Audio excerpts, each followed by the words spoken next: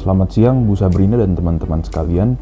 Pada siang hari ini, saya Jason Dharma Saputra Setiawan dengan nomor NIM 010111220025 akan mempresentasikan mengenai consumer attitude atau sikap konsumen.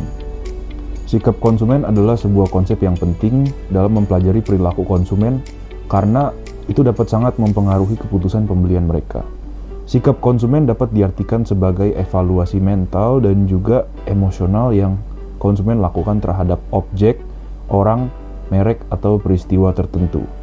Pemahaman tentang sikap ini sangat penting karena dapat membantu kita dalam merancang strategi yang efektif untuk mempertahankan konsumen. Nah, kenapa sih sikap ini penting? Karena sikap konsumen ini berperan langsung dalam memprediksi perilaku pembelian mereka. Jika seorang konsumen menganggap promosi merek kita sudah bagus, maka ia akan membeli produk kita.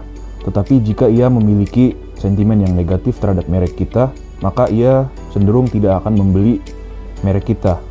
Dengan memahami sikap ini, kita dapat lebih efektif dalam merancang pesan pemasaran, produk, dan juga pengalaman yang menarik bagi para konsumen. Selanjutnya saya akan membahas mengenai komponen sikap yang terdiri atas 3 komponen utama, yaitu kognitif, afektif, dan konatif. Yang pertama itu komponen kognitif yang berkaitan dengan pengetahuan dan juga kepercayaan konsumen terhadap suatu objek.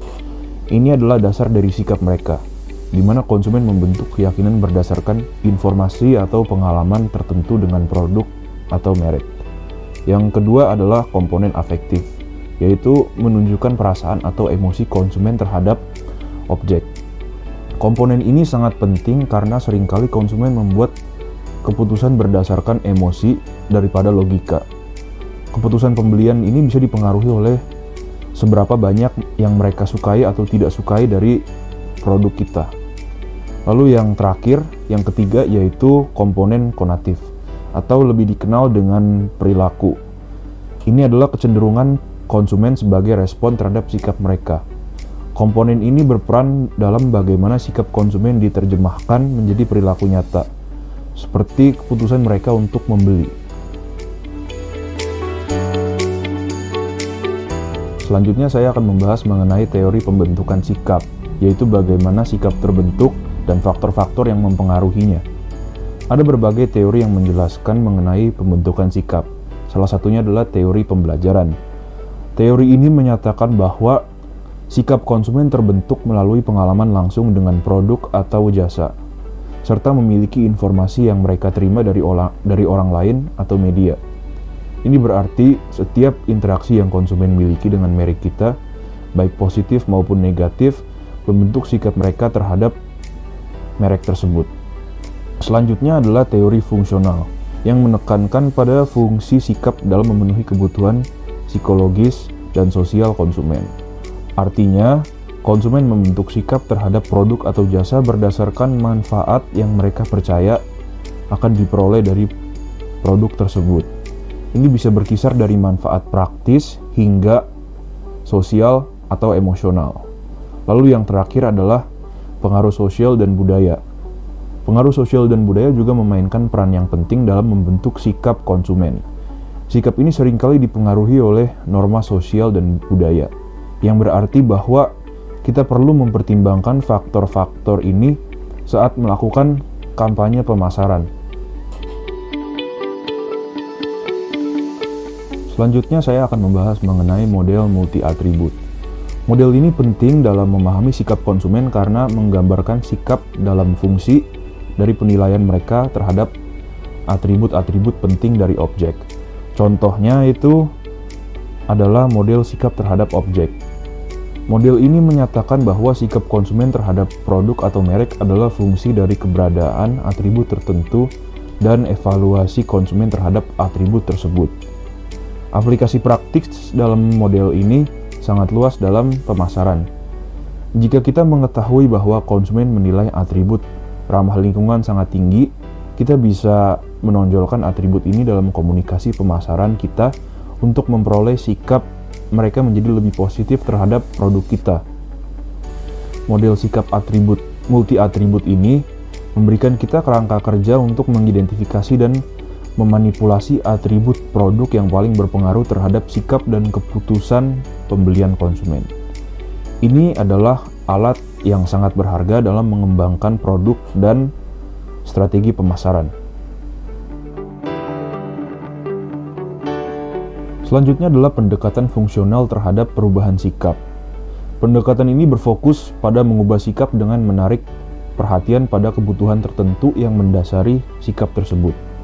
Kebutuhan ini atau fungsi bisa bervariasi, mulai dari utilitarian hingga ego defensif, ekspresif nilai, dan juga pengetahuan. Yang pertama, fungsi utilitarian berkaitan dengan manfaat praktis yang diberikan oleh produk. Jika kita bisa menunjukkan kepada konsumen bahwa produk kita ini memenuhi kebutuhan praktis dengan cara yang tidak mereka sadari sebelumnya, kita bisa mengubah sikap mereka menjadi lebih positif. Misalnya itu iklan yang menunjukkan bagaimana Lysol wipes lebih efektif daripada tisu dapur untuk membunuh kuman adalah contoh dari pendekatan utilitarian.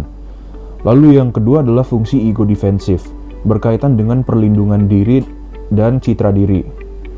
Produk yang menjanjikan keamanan atau meningkatkan rasa percaya diri bisa menarik bagi fungsi ini. Contohnya itu iklan pasta gigi yang menjanjikan senyum yang lebih putih. Itu menggambarkan kepercayaan diri penggunanya. Dan yang terakhir itu fungsi ekspresif dan juga fungsi pengetahuan. Fungsi ekspresif nilai menyangkut nilai dan keyakinan pribadi konsumen. Sedangkan fungsi pengetahuan berfokus pada keinginan untuk memperoleh informasi dan penelusuran. Selanjutnya saya akan menjelaskan mengenai model likelihood elaboration atau yang disingkat sebagai ILM. Model ini membahas tentang bagaimana sikap dapat diubah melalui dua rute yang berbeda, yaitu rute sentral dan rute perifer. Rute yang dipilih konsumen tergantung pada tingkat keterlibatan mereka dengan pesan. Rute sentral melibatkan proses berpikir yang mendalam dan evaluasi kritis mereka terhadap argumen yang disajikan dalam pesan. Ini biasanya terjadi ketika konsumen itu sangat tertarik atau memiliki keterlibatan tinggi dengan suatu produk atau topik. Jika kita menargetkan konsumen yang sangat terlibat, kita harus fokus dalam penyajian argumen yang kuat dan logis tentang atribut produk. Sebaliknya, rute perifer itu lebih berkaitan dengan aspek-aspek substansial dan pesan, seperti daya tarik visual dan kredibilitas pengirim pesan. Ini seringkali digunakan untuk konsumen dengan keterlibatan rendah, yang tidak memproses informasi secara mendalam. Dalam hal lain, elemen ini bersifat sebagai endorser selebriti atau musik yang menarik dalam iklan, dapat mempengaruhi sikap mereka.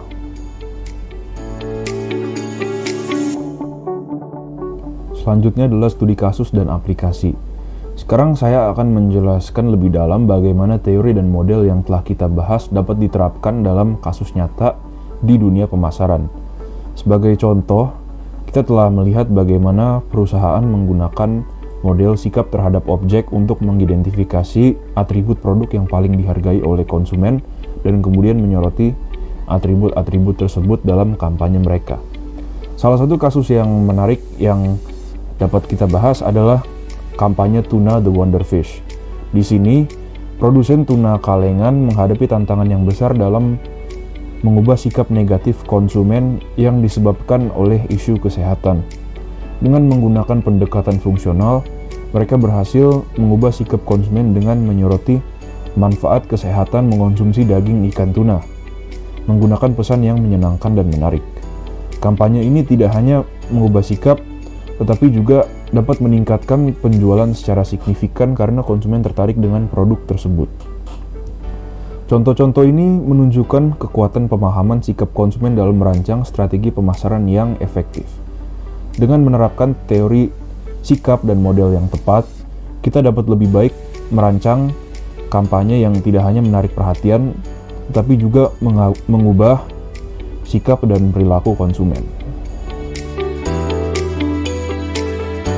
Terakhir, saya akan menyampaikan kesimpulan dan implikasi dari hal-hal yang telah kita bahas. Memahami sikap konsumen adalah kunci untuk merancang strategi pemasaran yang efektif. Dengan memahami bagaimana sikap terbentuk dan bagaimana sikap dapat diubah, kita dapat lebih efektif dalam merancang produk, pesan, dan juga kampanye yang resonan dengan target pasar kita. Implikasi dari pemahaman ini sangat luas, dari pengembangan produk hingga periklanan.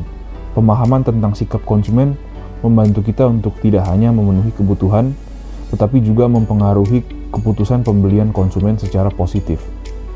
Ini menuntut kita untuk selalu bersikap adaptif dan inovatif dalam pendekatan kita, menggunakan penelitian dan data untuk menginformasikan strategi kita. Sekian dari saya, terima kasih telah menonton video ini, semoga video ini bermanfaat.